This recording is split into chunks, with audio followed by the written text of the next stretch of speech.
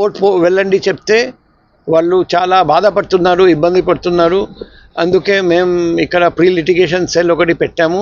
అక్కడ civil administration నుండి కొందరు, పోలీస్ అడ్మినిస్ట్రేషన్ నుండి కొందరు, కౌన్సిలర్స్ కొందరిని పిలిపించి అక్కడ ఇరు వర్గాలని పిలిపించి ఇటువంటి సివిల్ డిస్ప్యూట్ సాల్వ్ చేయడానికి ప్రయత్నం చేస్తాం.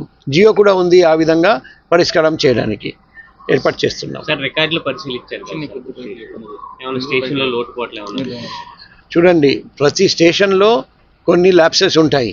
మేము అందుకే చెప్తాము, ఫ్యూచర్లో ఈ తప్పులు జరగనీయకుండా చూడాలి. కానీ ముఖ్యంగా పబ్లిక్కి పోలీస్ మీద నమ్మకం ఉందా లేదా, పబ్లిక్ కంప్లైంట్ చేస్తే పోలీస్ స్పందిస్తున్నారా లేదా, ఎక్కడైనా అసాంఘిక కార్యకలాపాలు జరుగుతున్నాయా లేదా, అలా జరుగుతూ ఉంటే పోలీస్ వాళ్ళు స్పందిస్తున్నారా లేకపోతే కామ్గా ఉంటున్నారా, అదే ముఖ్యం. ఈ ఒకరోజు అప్డేట్ చేయలేదు, రేపు అప్డేట్ చేస్తారు, అవి చిన్న చిన్న ఇష్యూస్, దాని గురించి మనం పట్టించుకోవాల్సిన పని లేదు. Thank you. ఆ రోజు జీవీఎంసీ కమిషనర్ గారికి చెప్పాము.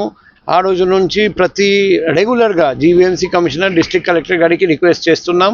ఈరోజు కూడా డిస్ట్రిక్ట్ కలెక్టర్ గారితో కలిసి ఆయనకు రిక్వెస్ట్ చేశాను. మాకు ముఖ్యమైన ప్రాబ్లమ్స్ వచ్చేసి నెంబర్ 1 సీసీటీవీస్ పనిచేయట్లేదు, చాలా చోట్ల సీసీటీవీస్ లేవు. సిమిలర్గా ట్రాఫిక్ సిగ్నల్స్ పనిచేయట్లేదు, చాలా చోట్ల ట్రాఫిక్ సిగ్నల్స్ లేవు. అండ్ పెడెస్ట్రియన్ సిగ్నల్స్ పనిచేయట్లేదు, చాలా చోట్ల పెడెస్ట్రియన్ సిగ్నల్స్ లేవు. ఈ 3 దాంట్లో మాకు సహకారం కావాలి. ఆయన సానుకూలంగా స్పందించి త్వరలో ఇవన్నీ పూర్తి చేస్తామని ఆయన హామీ ఇచ్చారండి. సార్, ప్రధానంగా విశాఖ జిల్లాలో సివిల్ కేసులు కూడా రోజు రోజుకి పెరుగుతున్నాయి సార్. వీటి మీద మీరు ఏ విధంగా దృష్టి పెడతారు? ఇప్పుడు సివిల్ కేసెస్ చాలా ఉన్నాయి. మల్టీప్రాంగ్ స్ట్రాటజీ ఉంది గాంజాయి నిర్మూలించడానికి. నెంబర్ 1 వచ్చేసి decoy operation. School, college, university ఎక్కడెక్కడ గాంజాయి సేవిస్తున్నారని మాకు ఇన్ఫర్మేషన్ ఉంది. అక్కడ పోలీస్ వాళ్ళు స్టూడెంట్గా నటించి గాంజాయి కోసం వెతుకుతారు. గాంజాయి ఎవరెవరు అమ్ముతున్నారు వాళ్ళను పట్టుకుంటున్నారు. ప్రతిరోజు మీరు చూడండి, మేము ప్రతి చోట కొత్త కొత్త వాళ్ళను పట్టుకుంటున్నాం. అదే మాదిరిగా డైనామిక్ చెకింగ్, సర్ప్రైజ్గా చెకింగ్ మొదలు పెడతాం. ఎక్కడ ఎంతసేపు ఉంటుంది ఎవరికి తెలియకుండా ఆకస్మికంగా చెకింగ్ మొదలవుతుంది. కొన్ని గంటలు అక్కడ ఉంటాయి. సో అది వచ్చేసి సర్ప్రైజ్ ఎలిమెంట్ ఉంటుంది. 3వది ఫోన్ నెంబర్ ఇచ్చాము. మాకు ప్రతిరోజు గాంజాయి గురించి ఇన్ఫర్మేషన్ వస్తూ ఉంది. ఇంతకుముందు కూడా ఒక ఇన్ఫర్మేషన్ వచ్చింది, అది యాక్ట్ చేయమని చెప్పాము. ప్రజలు మా చెవి, మా కన్ను మాదిరిగా మాకు కాన్స్టెంట్గా సప్లై చేస్తున్నారండి ఇన్ఫర్మేషన్. పోలీస్ సిబ్బంది కూడా మాకు ఇన్ఫర్మేషన్ సప్లై చేస్తున్నారు. ఆ ఇన్ఫర్మేషన్తో మేము యాక్ట్ చేస్తున్నాం. గాంజాయి వ్యాపారంలో ఇప్పుడు కూడా ఎవరెవరు ఇన్వాల్వ్ ఉన్నారు వాళ్లకు హెచ్చరిక జారీ చేశాము. మన వైజాగ్ సిటీ లిమిట్స్ వదిలేసి పారిపోవాలి, లేకపోతే జైలుకి వెళ్ళాలి. ఆ జైలు పంపడానికి ఏర్పాట్లు మేము చేస్తాం.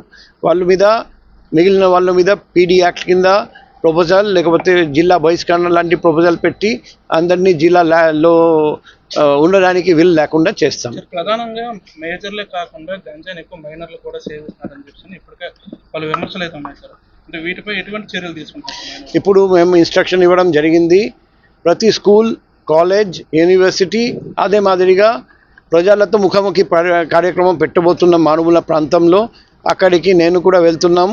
ఆల్రెడీ ఒక రోజు గాజువాక, ఇంకొక రోజు పెందుర్తి లిమిట్స్లో ముఖాముఖి ప్రజలతో ప్రోగ్రాం పెట్టడం జరిగింది. ఇప్పుడు స్కూల్, కాలేజ్, యూనివర్సిటీలు కూడా పెట్టబోతున్నాం. అక్కడ ముఖ్యంగా గాంజాయి గురించి ఏ విధంగా గాంజాయి సేవించడం వల్ల మనం నష్టపోతున్నాం, పిల్లలు నష్టపోతారు, బంగారు భవిష్యత్తు నష్టపోతుంది, అది మేము చెప్తాం. ఇది కాకుండా మార్పు ప్రోగ్రాం కూడా తయారు చేశాము. పేరెంట్స్కి చెప్తున్నాం, మీ పిల్లలు మీకు తెలియకుండా గాంజాయి సేవిస్తూ ఉంటే మాకు చెప్పండి, మేము వాళ్ళకు అడిక్షన్ రిహాబిలిటేషన్ ప్రోగ్రాం ఏర్పాటు చేస్తున్నాం. ఈరోజు కూడా ఒక గాంజాయి అడిక్ట్ని ఒక రిహాబిలిటేషన్ సెంటర్ పంపడం జరిగింది. సో మల్టీప్రాంగ్ స్ట్రాటజీ ద్వారా గాంజాయి నిర్మూలించడానికి మేము ప్రయత్నం చేస్తున్నాం. చాలా చోట్ల సీసీ కెమెరాలు కూడా వర్క్ చేస్తాయి. ఫస్ట్ జూలైలో చాలా ప్రాబ్లమ్స్ ఉన్నాయి. చాలామంది నాకు ఫోన్ చేసి రకరకాల సమస్యల గురించి, ఇబ్బందుల గురించి నాకు తెలియజేశారు. అందుకే ఈరోజు ఆకస్మికంగా PM Palem police station visit చేయడం జరిగింది. ఇక్కడికి వచ్చి చూస్తే ఈ జ్యురిడిక్షన్లో చాలా చోట్ల లైట్స్ వెలగడం లేదు, చాలా చోట్ల చిమ్మ చీకటిగా ఉంది, పొదలు చాలా చోట్ల కంప చెట్లు అటువంటి ఏరియాలో దాక్కొని గాంజాయి సేవించడం, ఓపెన్ డ్రింకింగ్, అసాంఘిక కార్యకలాపాలు నడపడం అన్నీ సాధ్యం. అందుకే నేను సిఐ గారికి చెప్పాను. ఆయన 1 month టైం తీసుకుంటారని చెప్పారండి. ఆ 1 month టైంలో ప్రతి చోట లైట్ ఫిట్ చేయడం, పొదలు క్లీన్ చేయడం అది చేస్తారని నాకు హామీ ఇచ్చారండి. అదే మాదిరిగా ఇక్కడ ట్రాఫిక్ వయలేషన్స్ ఎక్కువ వస్తూ చూశాను. ఓవర్లోడెడ్ ఆటోస్ వెళ్తున్నాయి. సో ట్రాఫిక్ జామ్స్ కూడా జరుగుతున్నాయి. ఈ ట్రాఫిక్ వయలేషన్ మీద దృష్టి సారించమని చెప్పాము. ఎక్కడ ఎటువంటి అసాంఘిక కార్యకలాపాలు, గ్యాంబ్లింగు, ఓపెన్ డ్రింకింగ్, ప్రాస్టిట్యూషన్ ఇవన్నీ పూర్తిగా అరికట్టాలి. ప్రజలకు పోలీస్ మీద నమ్మకం ఉండాలి, అలా పనిచేయాలి. ఈరోజు వచ్చి సాయంత్రం వచ్చి చూసాము, చాలామంది ప్రజలు వచ్చి చాలాసేపు వెయిట్ చేస్తున్నారు. సో అంతసేపు ప్రజలు వెయిట్ చేయకూడదు. వాళ్ళు వెయిట్ చేయాలంటే వాళ్ళు కూర్చోబెట్టడానికి ఏర్పాటు చేయండి. వాళ్ళు నిల్చొని చాలా సేపు ఉన్నారు. సో వెంటనే ప్రజలు రాగానే వెంటనే వాళ్లకు మర్యాదగా లోపల కూర్చోపెట్టి వెంటనే పరిష్కారం చేయాలి. ఈరోజు పరిష్కారం చేయలేకపోతే ఇంకొక రోజు టైం చెప్పండి.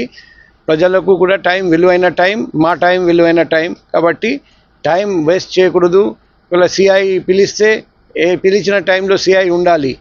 ఎస్ఐ పిలిచిన ఏ టైంకి మీరు పిలిచినారు ఆ టైంకి ఎస్ఐ ఉండాలి.